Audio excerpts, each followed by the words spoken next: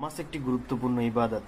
নবী করিম সাল্লাল্লাহু আলাইহি ওয়াসাল্লাম বলেন, যেই ব্যক্তি নামাজকে হেফাজত করবে, আল্লাহ পাক রব্বুল আলামিন কিয়ামতের দিন উহা তার জন্য নূর, প্রমাণ এবং মুক্তির উপায় হবে। এই নামাজ কিয়ামতের দিন তার জন্য মুক্তির উপায় হবে। নামাজ তাকে মুক্তি দিয়ে দেবেন। আর এই নামাজকে যেই ব্যক্তি হেফাজত না করবে, কিয়ামতের দিন সে হারুন, ফেরাউন, নমরুদ, হামান এবং উবাই ইবনে খলফের সঙ্গে হবে।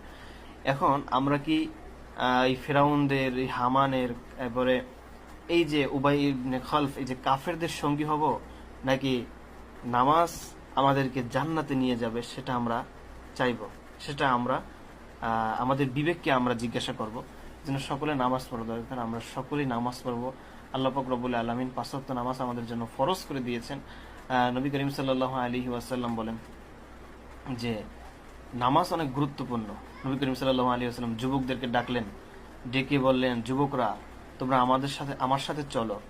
যারা বাসায় নামাজ পড়ে, অর্থাৎ মসজিদ থেকে, অর্থাৎ বাসা থেকে মসজিদের নামাজে গুরুত্ব দেওয়া হয়েছে। অনেকে বাসায় নামাজ পড়ে অপ্রয়োজনে, বিনা প্রয়োজনে।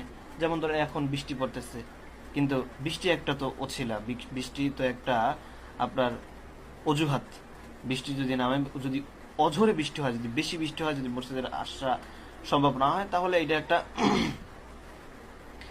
হতে পারে, যেমন বৃষ্টির কারণে আসতে পারে না, এটা হতে। কিন্তু আপনার যদি এরকম কোনো না থাকে, অছিলা না থাকে, তাহলে আপনার মসজিদে এসেই নামাজ পড়তে হবে। নামাজের গুরুত্ব দেওয়া, আল্লাহ পাক রব্বুল আলামিন আমাদের সকলকে নামাজের গুরুত্ব দেওয়ার তৌফিক দান করুক। নামাজের বিষয়ে আলোচনা করব, আরো গুরুত্বপূর্ণ মাসালা নিয়ে আপনাদের সামনে আসবো। এই চ্যানেলটি সকলে সাবস্ক্রাইব করে দিবেন এবং আগামীকালই আপনারা নামাজের বিষয়ে আলোচনা পেয়ে যাবেন ইনশাআল্লাহ।